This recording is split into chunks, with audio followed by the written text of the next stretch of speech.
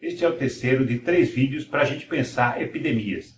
Neste vídeo, vamos pensar um modelo com indivíduos suscetíveis, infectados e recuperados, utilizando simulações e chegando a equações diferenciais. Roda a vinheta.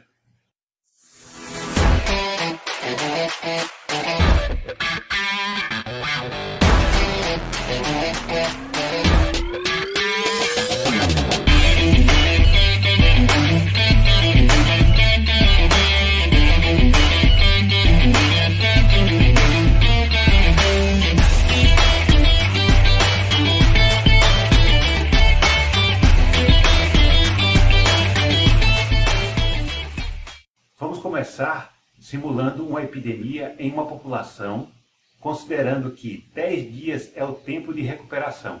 Os recuperados adquirem resistência aos vírus e o eliminam do corpo, passando a não mais contaminar um indivíduo suscetível à doença. Depois de um tempo, o vírus deixa de estar ativo na população. Isto é o que se chama de imunidade de rebanho. Agora, nossos Smurfs estão mais próximos de uma epidemia de H1N1 ou coronavírus do que um apocalipse zumbi. O número de infectados, ele aumenta e depois vai a zero. Sendo assim, modificamos um pouco o programa, colocando no nosso histórico número de infectados a cada dia, somado com o número de recuperados, para obter o número acumulado de infectados. Vamos escolher uma das 3 simulações para modelar. Calculamos a curva teórica de infectados acumulados. Preenchemos a coluna de infectados acumulados usando a fórmula obtida. Calculamos a derivada no ponto para obter o número de novos infectados em cada dia. Os suscetíveis serão os 200 iniciais menos os infectados acumulados em cada dia. O número de recuperados serão o número de recuperados do dia anterior, mais o número de infectados há 10 dias atrás, que a essa altura já se recuperaram. E os infectados diários serão o número de suscetíveis menos o número de recuperados em cada dia. Agora podemos colocar no mesmo gráfico as informações de suscetíveis, infectados e recuperados.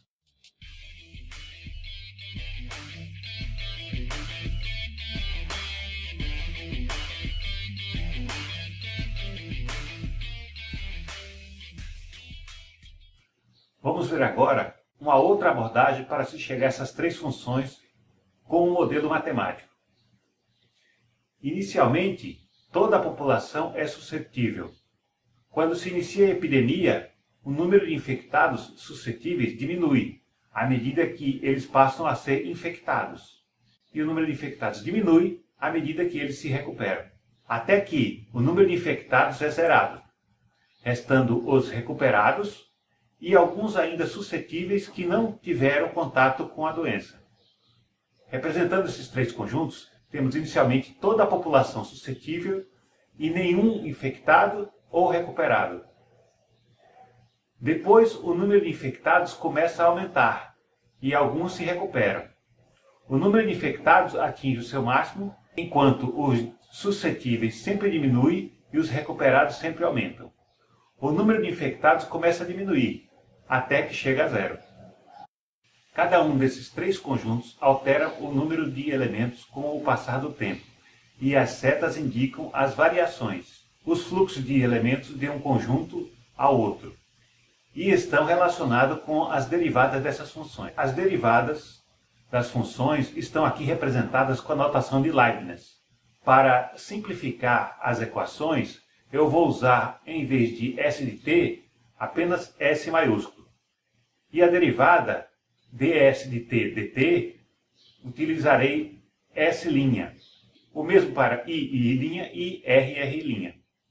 Consideramos agora que a variação do número de suscetíveis está sempre diminuindo e que a velocidade com que isso ocorre é proporcional ao número de suscetíveis e o número de infectados existentes, e inversamente proporcional ao número total da população exposta. Também depende de uma certa constante característica do ambiente epidêmico, que chamaremos de R. A variação do número de recuperados depende de uma certa constante A e do número de infectados que estão se recuperando. O fluxo dos infectados são a diferença entre o fluxo dos que vêm dos suscetíveis e o fluxo que vai para os recuperados. Este modelo leva a 3 equações diferenciais. Equações diferenciais são equações cuja função e sua derivada aparecem interrelacionadas. Equações diferenciais são equações que são resolvidas com funções. Enquanto as equações algébricas a gente procura um único valor, que será o valor de x, as equações diferenciais procuramos um conjunto de números, representados por uma função. A resolução dessas equações vai nos levar aos gráficos de S e R apresentados.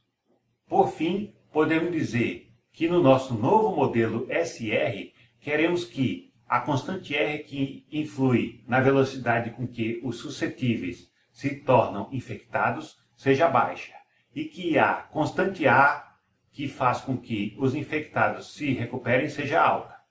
Para minimizar a constante R, precisaremos de controle de fronteiras, de países e de municípios, ficar em casa, evitar movimentação, distanciamento social, hábitos de higiene, lavar as mãos, usar máscara, etc.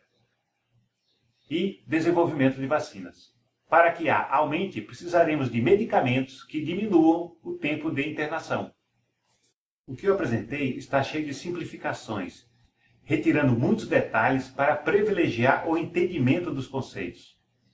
Ao final desse vídeo, eu espero que vocês tenham uma noção dos modelos mais comuns para se explicar esses eventos complexos relacionados com as epidemias. Penso também que este é uma pequena amostra de como a matemática está presente, ajudando a gente a pensar como vamos sair dessa crise. Abraço a todos.